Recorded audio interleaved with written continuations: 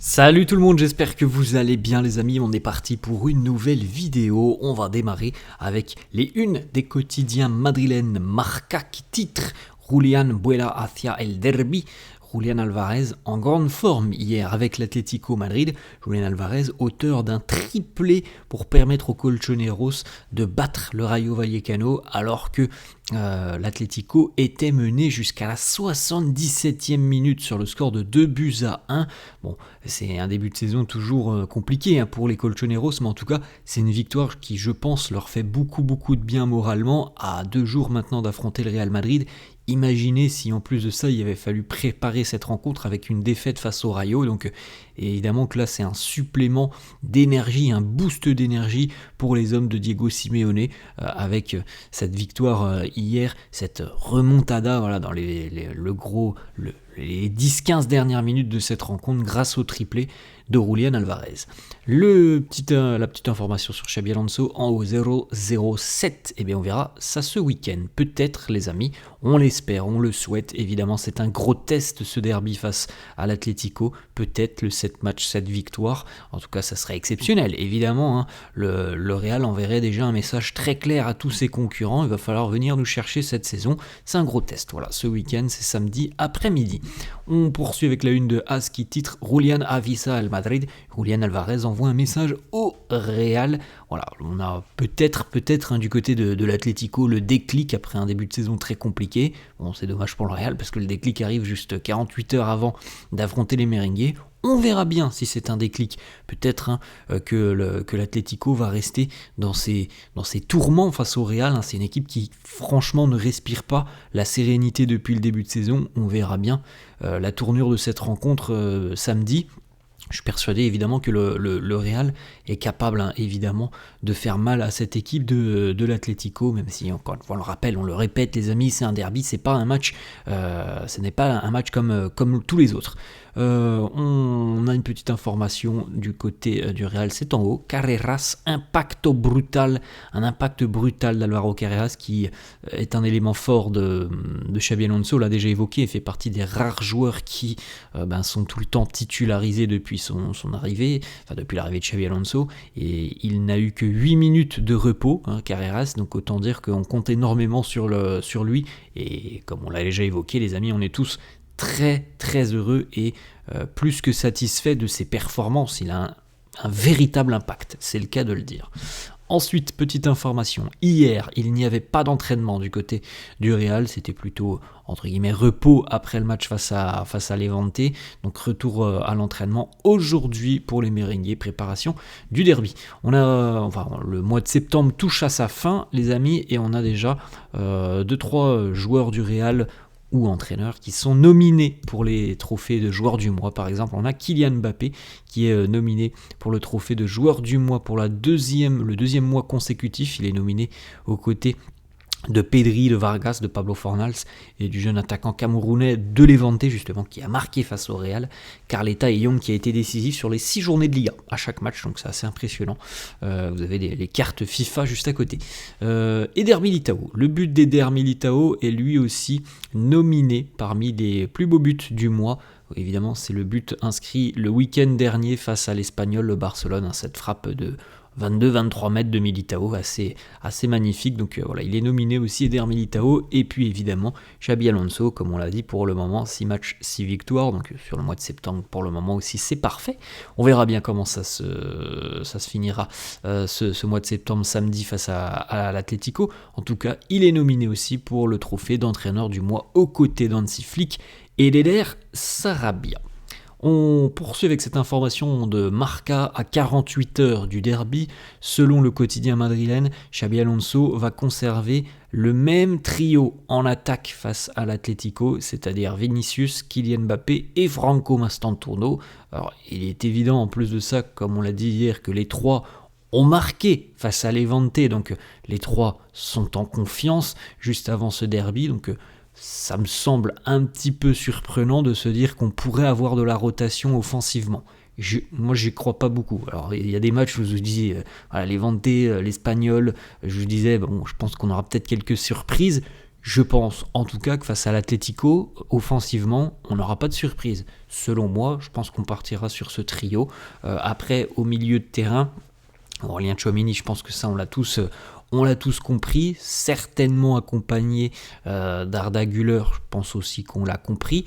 Maintenant, le troisième au milieu de terrain, voilà, c'est un débat que l'on peut avoir. Fede Valverde, Jude Bellingham. Bon, je pense que ça sera plutôt Fede, et à voir évidemment les déclarations d'avant-match demain de Xabi Alonso, mais il est évident qu'un joueur comme Jude Bellingham pourrait avoir un rôle important sur une rencontre comme ça, mais la grosse question, le gros point d'interrogation, c'est est-ce que Jude est à 100% véritablement pour démarrer ce derby ? C'est la grosse question. Si Jude véritablement était à 100%, je pense très sincèrement, les amis, que on aurait peut-être par exemple un joueur comme Arda qui irait sur le banc. Par rapport au volume physique que peut imposer l'Atlético, je pense que Jude serait devant par rapport à un joueur comme Arda par exemple. Ensuite, Kylian Mbappé, par rapport aux autres attaquants des 5 grands championnats, il est premier en termes de tir, premier en termes d'expected but, premier en termes d'expected but et d'expected passes décisives, premier en termes de passes clés, premier en termes de passes réussies, et premier en termes de ballons touchés dans la surface de réparation adverse. Plutôt pas mal pour Kylian Mbappé, malgré les critiques qu'il connaît toujours et qu'il connaîtra tout au long de sa carrière. En tout cas, bon, il fait le boulot depuis le début de saison. Vinicius, ça c'est une information qui vient de sortir de la part de Fabrizio Romano hier et qui coupe court à toute rumeur, et notamment aux journalistes de Chiringuito dont on a parlé hier, qui nous ont annoncé des salades mais énormes.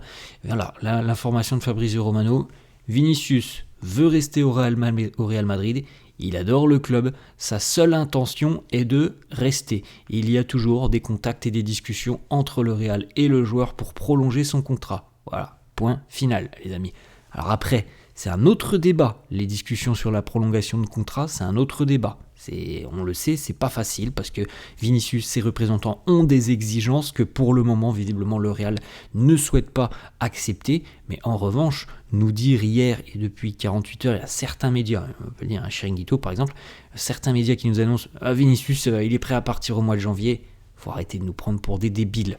Ensuite, Vinicius, justement, les amis, si vous n'avez pas vu le but de Vini face à Levante, vous avez l'image arrêtée, donc vous voyez bien extérieur, mi-pointu, mi-extérieur de Vinicius face à Levante. Son but, il nous dit: mon but, je suis plutôt à l'aise de l'extérieur, c'est l'un de mes plus beaux buts que j'ai jamais marqué. Autre petite séquence, ça c'est justement sur le but de Vinicius. Regardez la surprise de certains sur le banc de touche, comme Jude Bellingham qui est très très surpris. On voit Eder Militao, Aurélien Tchouaméni, les poings serrés et levés pour Xabi Alonso. Luka Modric qui a reposté aussi sur ses réseaux sociaux le petit commentaire de Vinicius qui a dit hier: c'est Lucas qui m'a appris à me servir de mon extérieur et à marquer ce genre de but. Autre information, on l'avait dit hier, les amis, Dani Ceballos titularisé, c'était quand même un petit peu une surprise, on s'y attendait pas. Il termine la rencontre avec 99% de passes réussies, ce qui est quand même assez exceptionnel. Xabi Alonso était très heureux, très satisfait de la performance de Dani Ceballos. Si Dani évidemment continue comme ça, lorsqu'il aura les opportunités de se montrer, ça peut devenir véritablement un vrai élément de la rotation au milieu de terrain. Ensuite, on a une petite image arrêtée, pas de carton rouge hier du côté de l'Atlético, malgré ce geste. Bon, c'est un peu surprenant, les amis, on va pas se mentir, c'est un peu surprenant. On a eu, alors je pense, en plus de ça, on a eu le geste, alors c'était en Ligue des Champions, ce sont 2 arbitrages différents, certes, mais on a eu le même geste de Dani Carvajal en Ligue des Champions, et je pense très sincèrement que Dani Carvajal a été beaucoup moins violent que ce geste-là, parce que Carvajal, c'est à peine ça, le coup de tête. Il est là, il n'y a pas de souci, il y a carton rouge pour Carvajal. Alors en tout cas là, il n'y a pas de rouge, et c'est quand même extrêmement surprenant les amis, mais bon, c'est comme ça. Ensuite, on a une petite information du journal du Real qui nous annonce que le Real Madrid sait très bien que Saliba aimerait jouer pour le Real un jour.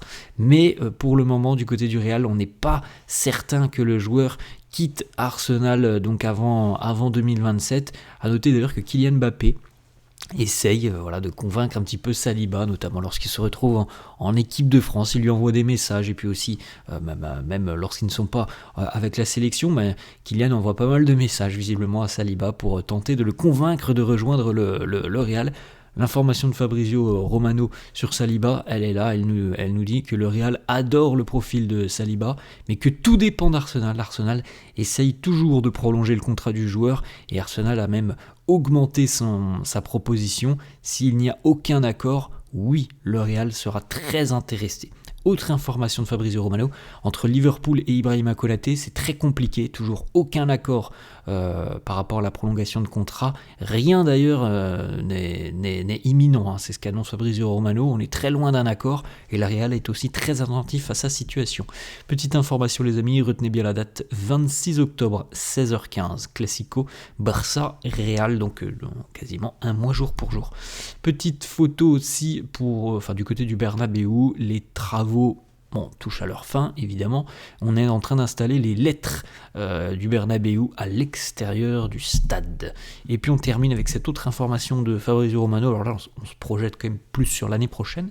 Le Real prévoit d'avoir Nico Paz dans son projet pour la saison prochaine. Il y a une possibilité très sérieuse, très concrète que le joueur revienne l'été prochain, même si on attend une confirmation finale. Voilà les informations de Fabrizio Romano, on en a eu quelques-unes là intéressantes aujourd'hui.